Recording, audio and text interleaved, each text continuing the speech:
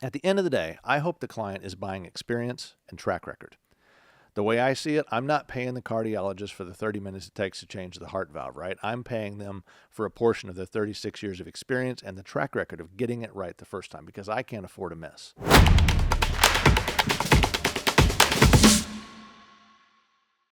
Welcome to the Paragon Angle. Today, we're going to try and answer the question, do multiple bids actually lead to a better project? Wait for it. No. It's a shell game that rarely produces the quality product that everyone desires in the end. Typically, the client, architect, contractors all end up pointing fingers at each other while the client is left holding the bag on a project that never quite lived up to expectations. This can get very expensive for the client. Now, I get it. It's a necessary step for many of our church clients. We see it often because church bylaws that maybe haven't been updated require multiple bids. And we do respect leadership's fiduciary responsibility, right? The 3-bid deal can work really well when we're purchasing commodities like cleaning or office supplies, but there are inherent issues with this approach when purchasing high-quality, integrated worship technologies. It's not like it was 25 years ago, when all you needed was a mic, some speakers, a projector, throw some words on the screen. Today, more than ever, congregations rely on technology as an integral part of the ministry. Just consider how essential streaming services have become to churches. Done right, it's literally the front door for millennials and Gen Z. There's a saying among the better AVL integrators that they want to sell the church their last sound system. That's because, strange as it seems, many churches buy 2 to 3 sound systems before they finally end up with one that works well enough to meet their needs. This happens because their first inclination was to go with the low bid. But if that system isn't designed and integrated correctly, they end up with the wrong equipment in the wrong spot and they have to start all over. Where is the stewardship in that?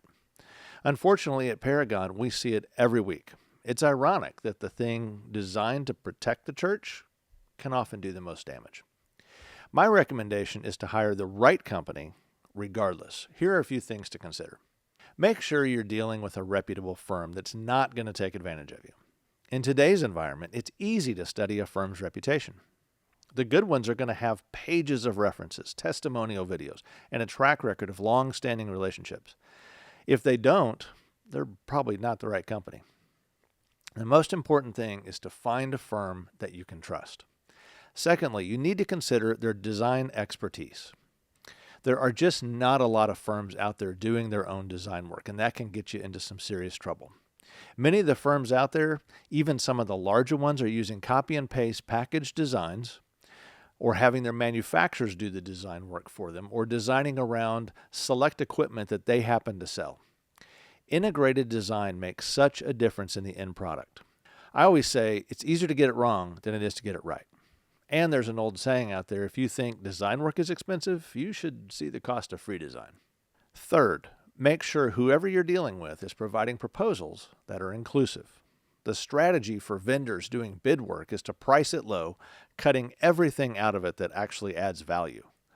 Then there's the blame game. Blame the designer, blame the architect, blame the contractor, the building, the drawings, whatever else they can find. They have a whole book of excuses prepared. That's the game.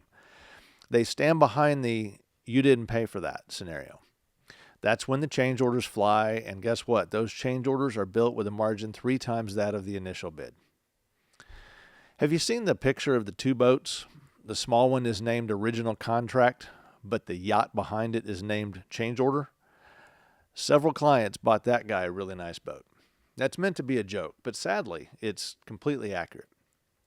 That's the bid game, and the client never wins. However, this whole charade is based on more than a bit of willful ignorance, really on both sides of the table, because the integrator bids the job at something near cost with zero value with the intention of recovering more revenue through change orders. And the client feels like they've checked the stewardship box by obtaining the lowest bid. Find an integrator who has a good reputation, does high-quality design work, and hire them. Pay them well to do what they do, and they will take care of you. You want your integrator making money so they can be there to take care of you in the future. If you do this, you will probably end up with the right system for the space. You won't have to sit down and have that painful conversation with leadership and donors later. Hey guys, sorry, but we have to do all this again. Good news is we saved 8% on the initial bid. At the end of the day, I hope the client is buying experience and track record. The way I see it, I'm not paying the cardiologist for the 30 minutes it takes to change the heart valve, right? I'm paying them for a portion of their 36 years of experience and the track record of getting it right the first time, because I can't afford a miss. I can assure you this, churches can't afford to swing and a miss either, especially today. Funding is getting harder and harder to come by. They need to be partnering with someone who has a track record of getting it right the first time. For more information on Paragon, check out paragon360.com. I hope this was helpful, and we'll see you on the next episode of the Paragon Angle.